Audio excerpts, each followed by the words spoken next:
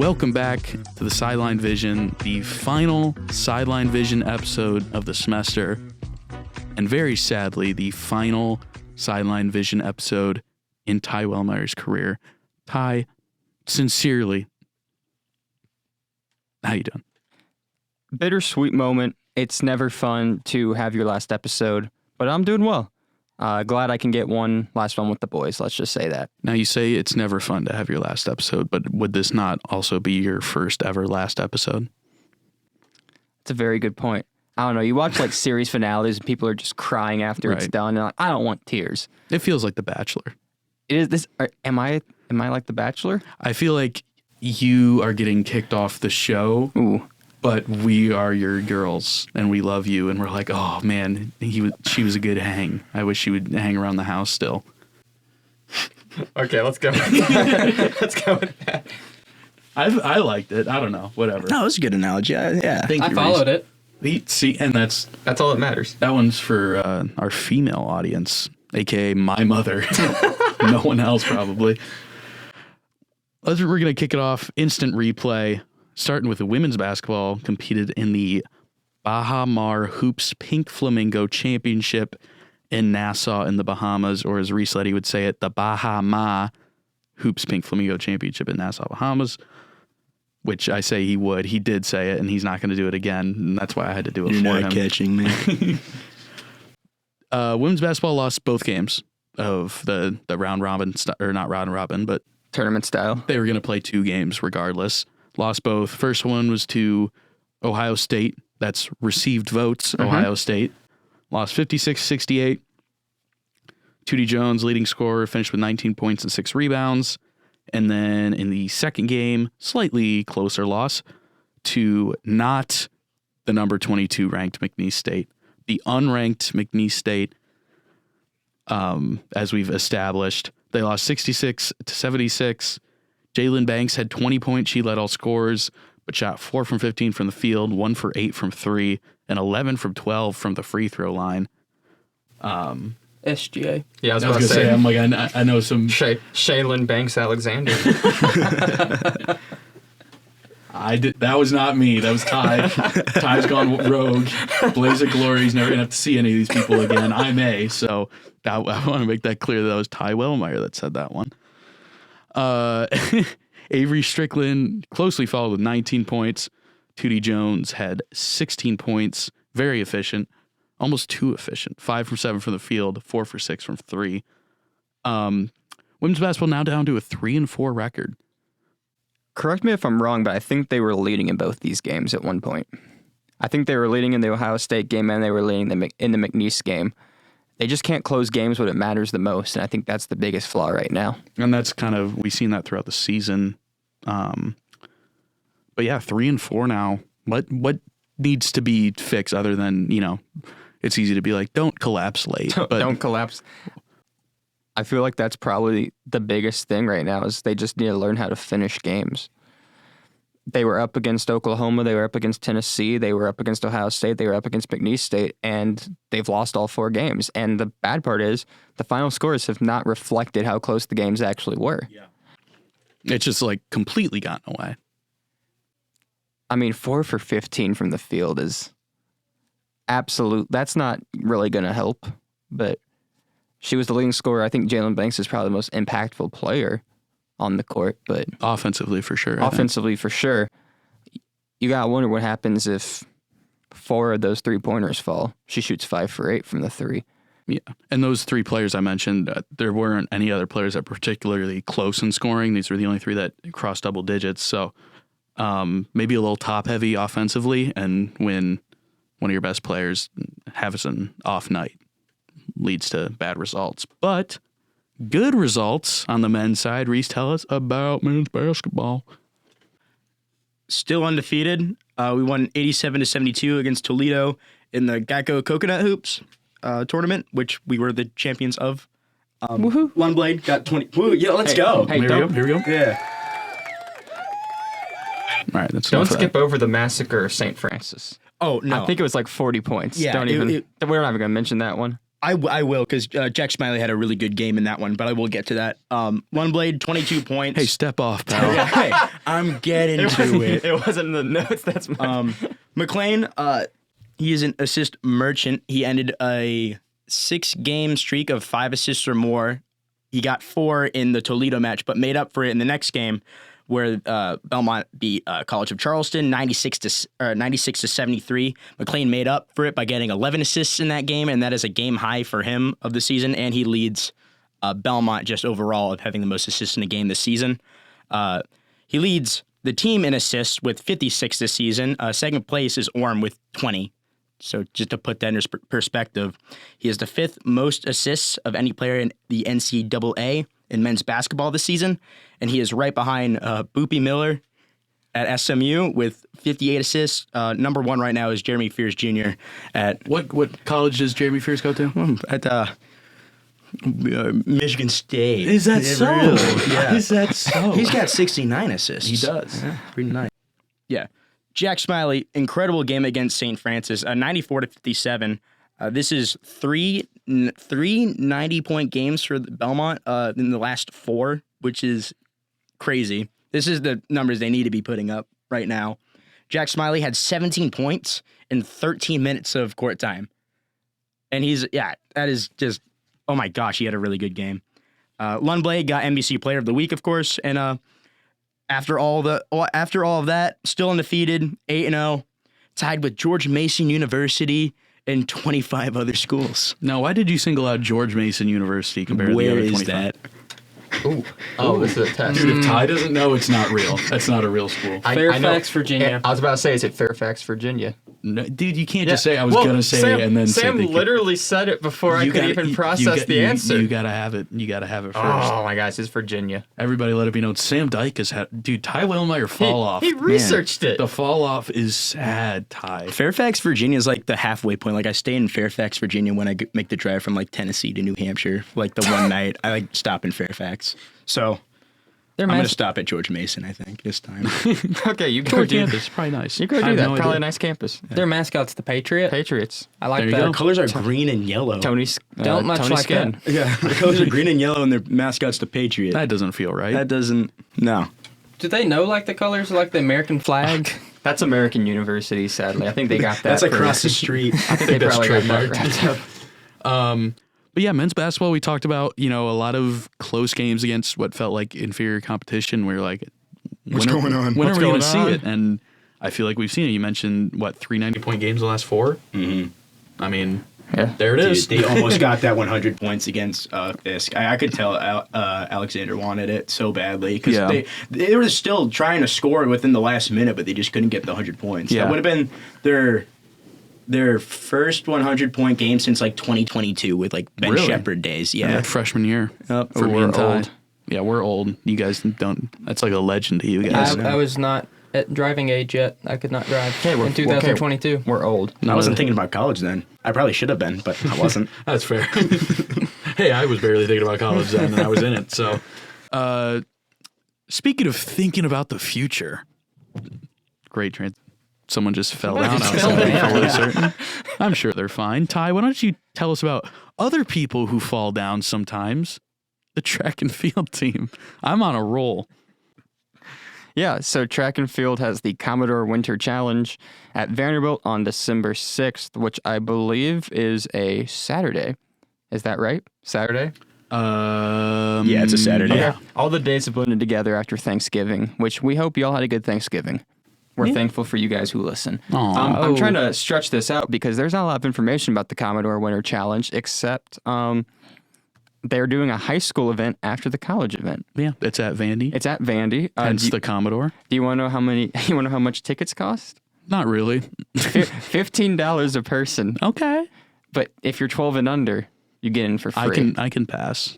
You could pass for I a can 12-year-old. shave and just kind of like. I want pass. to see that happen now. But yeah, December 6th, it's going to be the kickoff to the track and field season. So it should be interesting to see how they The do. winter season, correct? Or as a whole? The whole. You're right, because you're they do right. cross country and then it goes into My track. bad. I was thinking of cross country. That's on me. 2 completely different sports. For sure. Totally. I think some of the 100%. I think some of the cross country kids actually run in tracks. So I mean, get it right, Nick. Well, another completely different sport. Sam, just tell us about women's basketball, please, before I embarrass myself further. Well, Wednesday at 6:30, they play in the Borough against MTSU. Both teams are 3-4 on the year. MTSU has not been doing a great job scoring the basketball. They're averaging right around 55 points per game, just a shade over 50 points per game in their 4 losses, but over 62 in their wins.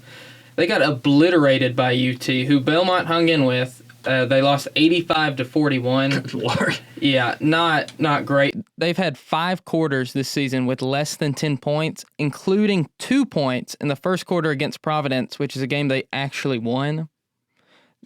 They're not shooting the basketball too great, shooting below 38% from the field and below 30% from 3. I think Belmont needs to come out hot after those 2 losses, get an early lead. MTSU really struggles scoring in bulk, and they do not do well when facing a large deficit because of that. I think it's a get-right game for them heading into a tough matchup against Princeton. I think they can experiment a little bit with the defense, kind of fine-tune it, put up some big offensive numbers. And really the one thing that I think could really turn around and give this team more consistent play would be better half-court offense and defense, really playing to their strengths there. And they're going to need it at home Saturday, 1 p.m. It's a rally wig giveaway against Princeton. Princeton is 7-1 on the year, and they are a really, really good squad. They received some votes. They're averaging nearly 75 points per game, and they scored 100 points against another really good team in Penn State a couple weeks ago. They're scoring nearly 20 points per game off turnovers. They have more assists than turnovers. So it's imperative to me that Belmont wins the battle of the turnovers. Belmont really wants to be able to put up a lot of shots, especially with middling efficiency numbers so far to start the year for Belmont. They want to be the team to put up the most shots if they want a chance against Princeton, because they have 5 players, their 5 starters, all average double figures. They've got 3 scoring above 14 a game, so it's kind of hard to game plan which one of you that they're going to focus on more. They do a really good job sharing the wealth. And I think Belmont's going to have to win this game 1-7, not 1-5. They're going to have to win the battle of the bench, because the one thing against Princeton, the one knock is their bench presence hasn't been great to start the year, but their starting 5, I think, is better than Belmont's. I'm thinking that our best 2 are going to have to go toe-to-toe with their best 2.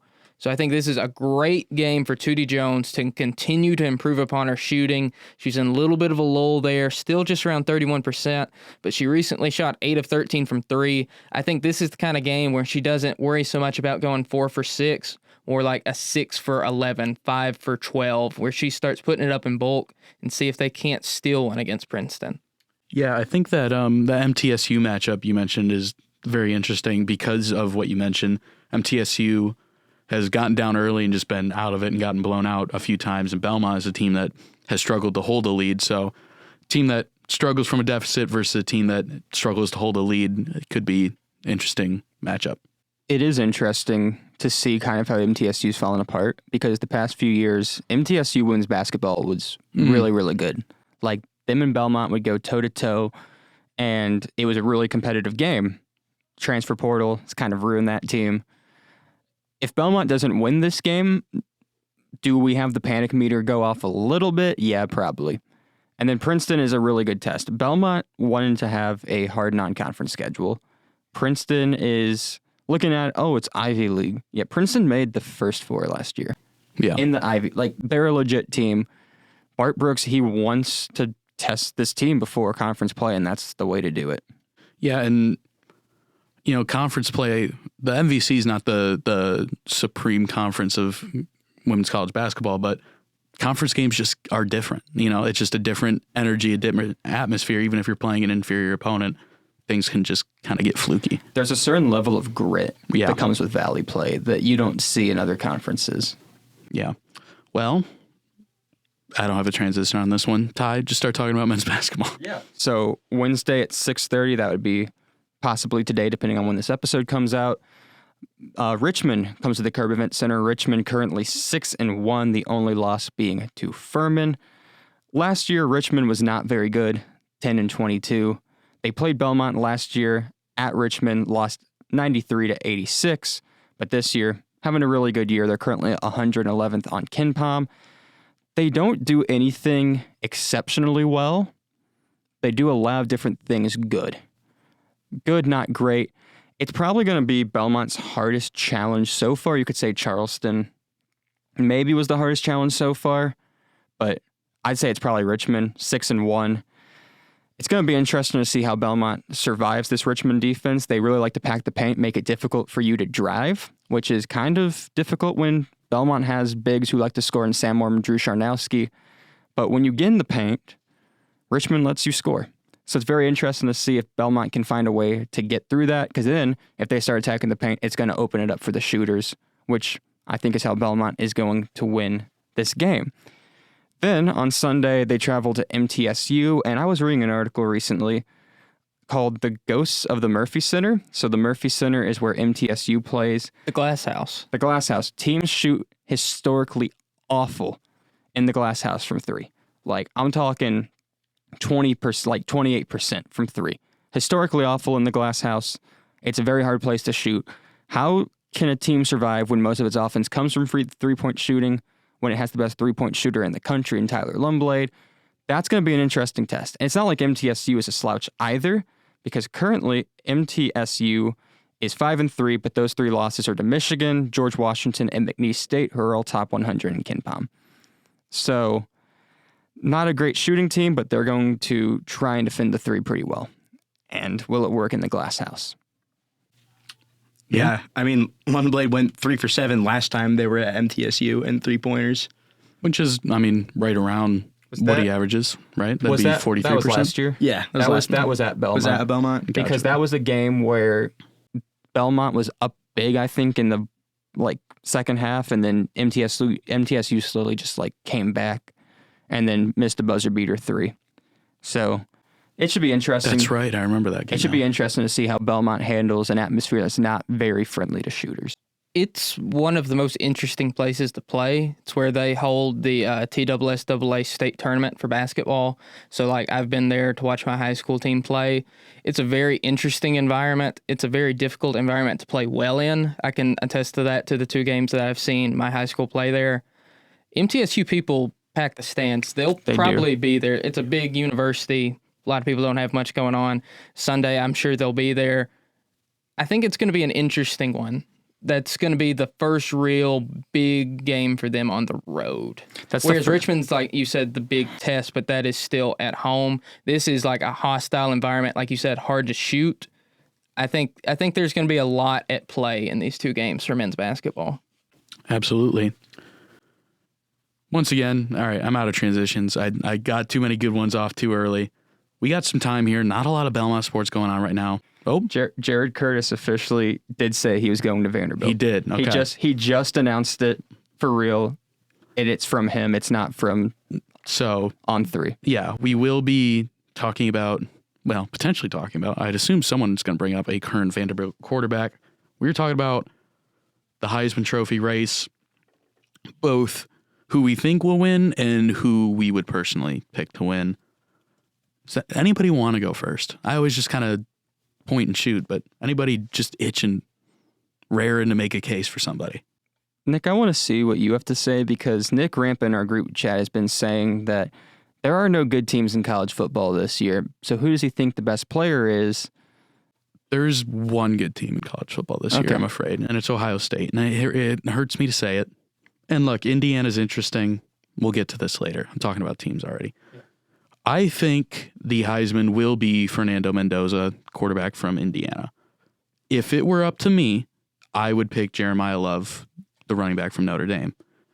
Again, that also hurts me. It hurts me to shout out Big Ten schools and somehow Notre Dame I just hate more. But it is what it is. I think Notre Dame. I think Jeremiah Love has shown that he's the best player in college football. And in my eyes, that's what the award's about. I understand that is going to be weighted towards quarterbacks, but frankly, no quarterback's resume is so overwhelming to me. In fact, all of them are underwhelming enough that I think that extra weight that goes into their case doesn't matter and it evens out. And so I would go with Jeremiah Love personally. My thing with Love is that if Genty didn't win last year, Love's not winning this year. I agree. I do not. If he's not invited to New York, I wouldn't even be that surprised, frankly, if he wasn't named as a finalist. And, you bring up Genty, I'm always going to go back and say if Kenneth Walker didn't even make it to New York, Jeremiah Love's not making it to New York. But, yeah, again, personal preference, it'll probably end up being 4 quarterbacks, at least 3. But, Ty, you pointed a finger at me, so I'm pointing it back at you. Ooh. What was your picks? Okay, expected choice. Oh, man. Expected choice, I'm going to say the winner of the Big Ten championship. So that's either Julian Sayin or Fernando Mendoza. Because they released the ballots somewhere around that time. I believe that's something new they've done, and it's a short period. I think they want the voters to have the conference championships in their mind as they're voting, and I think a win is going to elevate whichever QB wins that game. I think right now it should be Mendoza. If Ohio State wins, so here's the thing.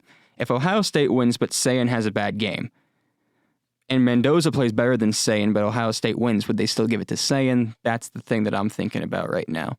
But expected, it's going to be one of those two. Personal choice, I'm going to go Diego Pavia. I think if you take Diego Pavia out of that Vanderbilt team, are they as good? Here's my thing. I would say no, but I do think this Vanderbilt team is more well-rounded than people get it. That is true. I think there's just something about him that screams Heisman to me more than a Mendoza or a Sayin. And I don't know. For me, it's just he's carried that team further than I think many people thought they'd go, and he's so valuable to the identity of that team.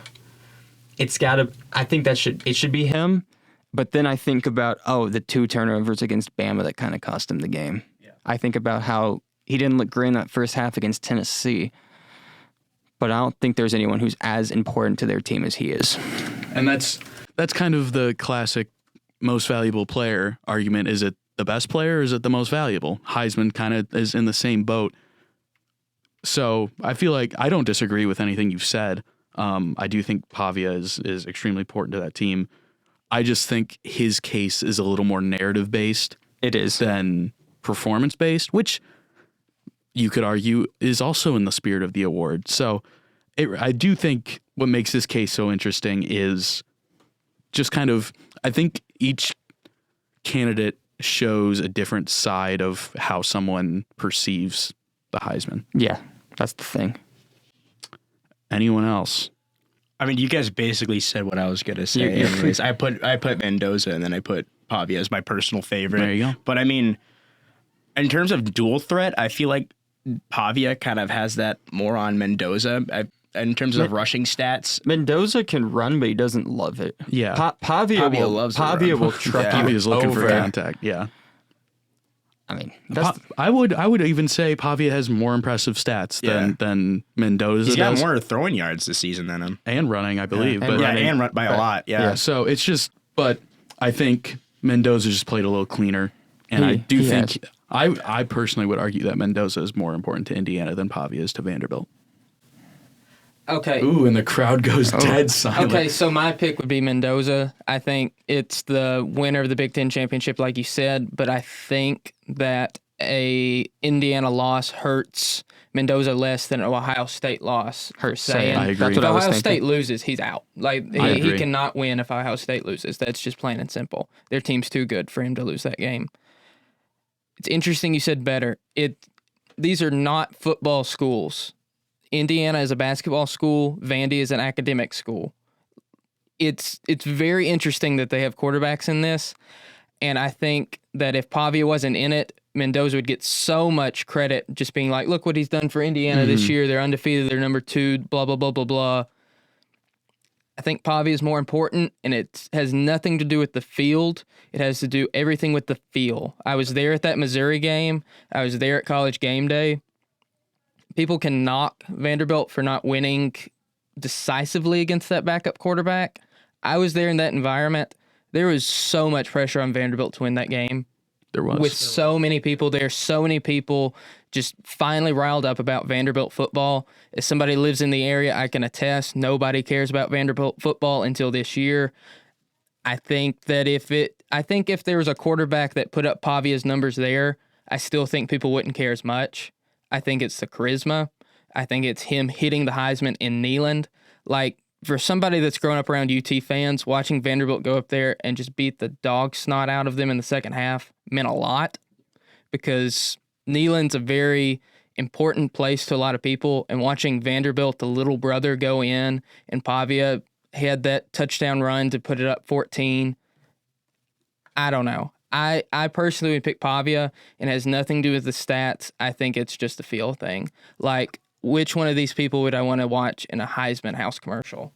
Pavia. I mean, like, he's got the personality. Like, you can say whatever about best, blah, blah, blah. It's a boring race. None of these guys just really jump out at you. They don't stand out. They don't. It's the first boring Heisman race I can remember in a while. I agree. So when it's boring, I'd go personality. It's just... I wouldn't say it's boring. I think it's a little slower pace. It's just slower.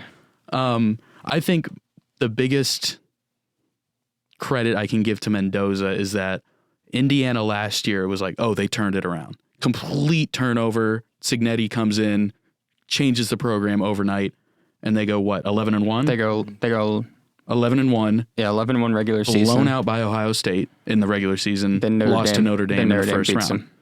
I feel like Mendoza has given them some actual credibility and the ability to beat actually good teams like Oregon. Yeah, that's true. That's the biggest difference to me, and it's hard to compare, with or without a single player's impact, but I feel like that gives you a very clear representation of how much he's been able to do. And obviously he's not the only new player to the program, but that, to me, last year I watched Indiana and I go, yeah, they're good and they're fun, good for them, but I don't take them that seriously.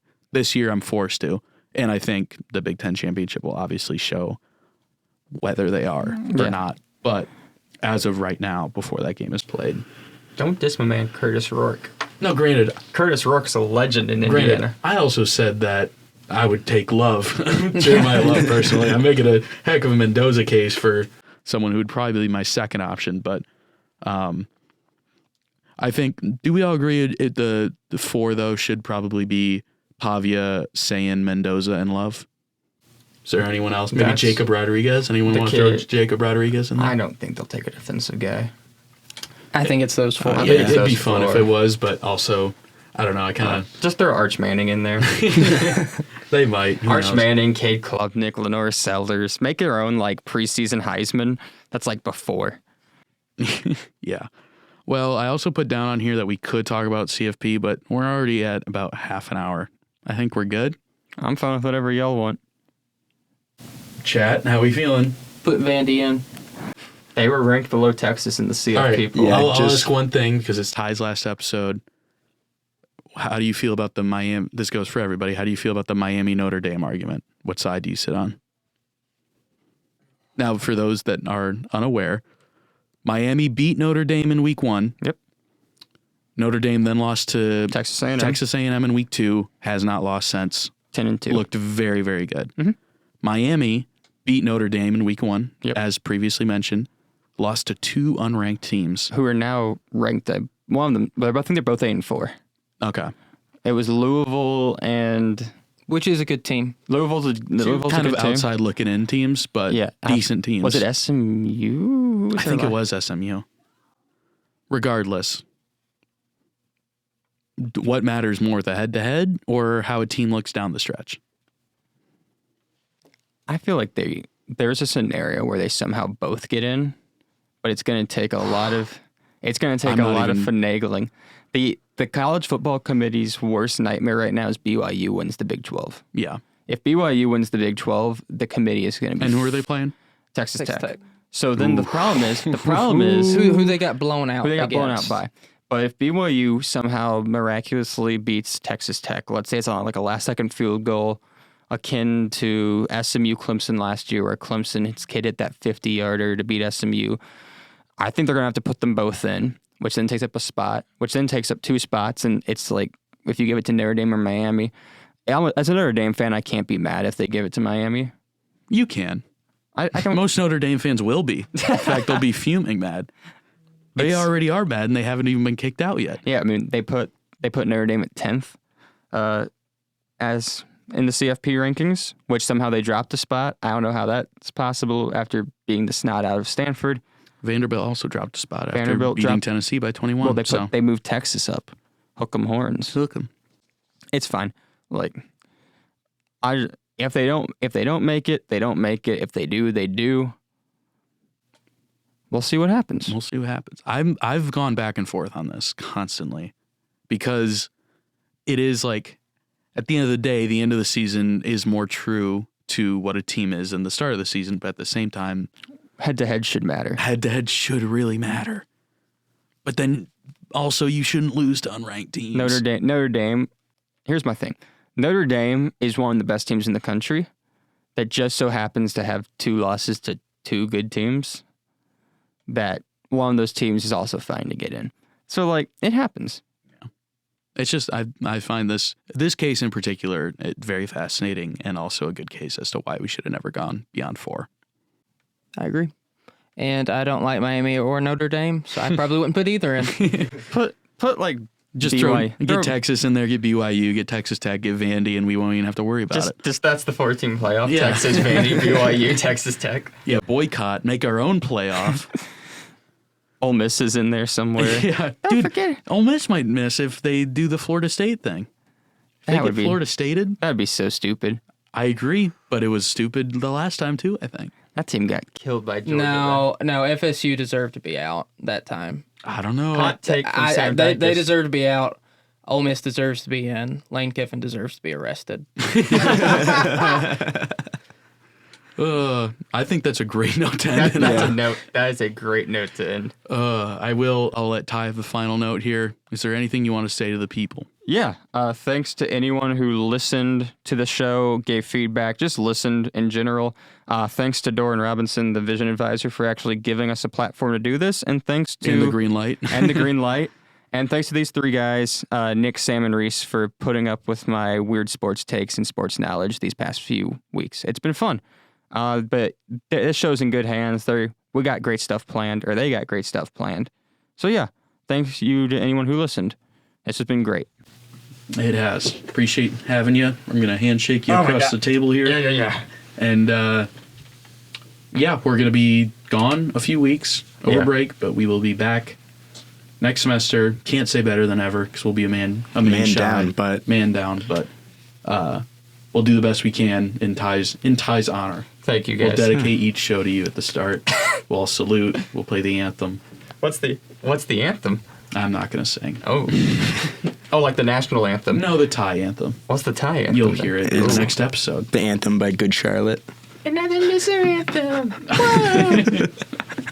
All right, we'll see you. I don't even know when.